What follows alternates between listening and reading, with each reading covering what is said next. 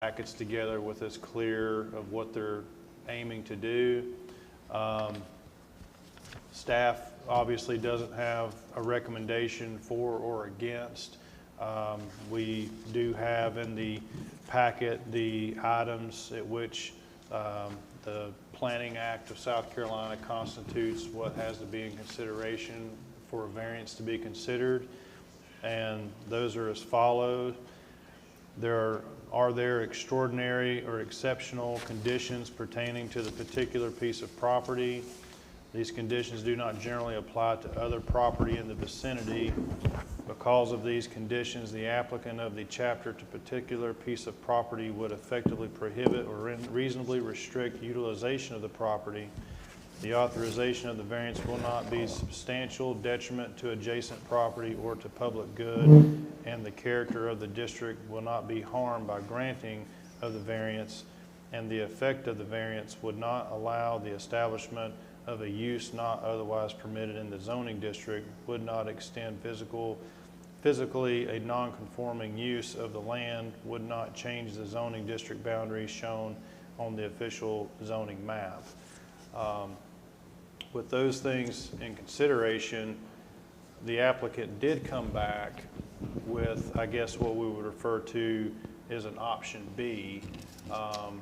Option A is proposing to put the pool, for the most part, completely within the 30-foot setback. From what I'm gathering is it looks like we would probably have roughly a 5-foot setback front and rear for option A. The proposed deck would also be, for the majority, within the 30-foot setback, building setback. Option B that got proposed would essentially move the pool to the side of the home, but only allow the deck to be considered for variance in the rear building setback. There was reference to other swimming pools in the neighborhood. Staff did take time to look into those properties to verify whether or not they were compliant. Those lots are compliant, and the reason being is the applicant tonight, their property is roughly perfectly square and about 150 feet deep. The other properties that have pools in the backyard are more rectangular and have closer to a 200-foot lot depth. So essentially they're narrower, deeper lots, but those pools that were constructed were built within the building setback. So for all those things, that's what staff has in their report and what we've found to be there. I don't feel it would be a detriment or any of those items to the community, and we don't see that it would cause any extenuating circumstance to the zoning district itself or make any changes.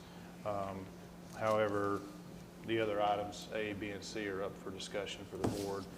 The applicant is here tonight for any questions that the board may have, and that's all I have right now. Madam Chairman, I have one question. Okay. And without, I think once again, I think the presentation's excellent. Thank you very much. The only question is the adjoining property owner to the west in agreement with the opportunity, with what you're looking to do?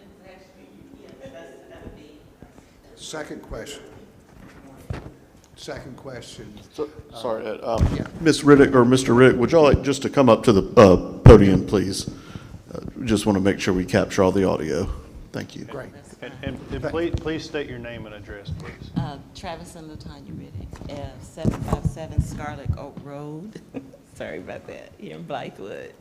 And the other question is, you have a homeowners association at this would be Ashley Oaks, yes. Yes, sir. and that has gone through the HOA, and they are, We've gotten prior approval from them for everything, yes. you're good and they're good. That's all I have.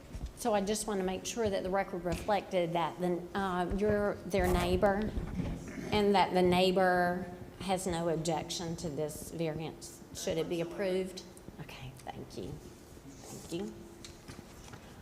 Are there any additional comments that you would like to make about your application? No, we just moved here from Kentucky, and we kind of found our dream home and wanted to maximize all the attributes we have in that vision. And to do the right thing, we found out we needed to come to you guys after we got the HOA approval, so we wanted to come, and we really would like the initial request to be approved because we just want a beautiful home. Sure, great. And if I might add too, so Mr. and Mrs. Riddick also brought a second proposal, but I do believe for the record that y'all are wanting to do the first proposal with the pool in the rear. And if I can just echo what Daniel said too, better application than most developers, and I've been doing this for 11 years now. And so kudos to y'all for putting this application together. Kudos to my wife. Kudos to your wife, because again, I mean, all the information was accurate, and again, they put it together better than any developers. So I did just want to reiterate what Daniel had mentioned. I'm looking for a job just to get I know, right? You might have a consulting future. Are there any challenges with, is there be a fence required to go around the pool? Yes, we've asked for approval for a fence, a retaining wall because of topographies, and we wanted to make sure all the drainage and everything, so we had all of that looked into before, and we have all of that in our contract proposal. Okay, cool, and that doesn't further impact the setback at all in terms of going beyond what's already been proposed in terms No. of the location of the pool? No. My understanding is the fence would more or less be the setback. Okay. That would be the start of it. So you would be at 5 feet, and then your pool apron and pool would be in from that. Is that what I'm Yes. understanding? Yeah. Yeah, I just wanted to make sure it wasn't going to be, that the pool was going to be 5 feet from the edge of the setback and then have to be a fence beyond that as well, too. Oh, That no, would the could fence and- potentially cause issues. They with- were all kind of butt up Yeah. together is what we're trying to do. Right. And they could have a fence on the lot line if they wished. Okay. And then they Right. could have their Yeah. pool fence as well. From a maintenance perspective, that might be a little bit different. Right. But by their insurance and things like that, they'll have to have the pool fenced in. Okay. Fenced in. So that'd be a separate requirement from what our requirements are. Okay. And I'll say just from terms of their circumstances, and it is probably related to an extenuating circumstances, that this particular side of Ashley Oaks does back up to Scout Motors. So we know that there will never be another residential Right. yard backing up to them. And we also know that when Scout gets to a further completion, there's going to be more landscaping coming in those areas for buffer yard.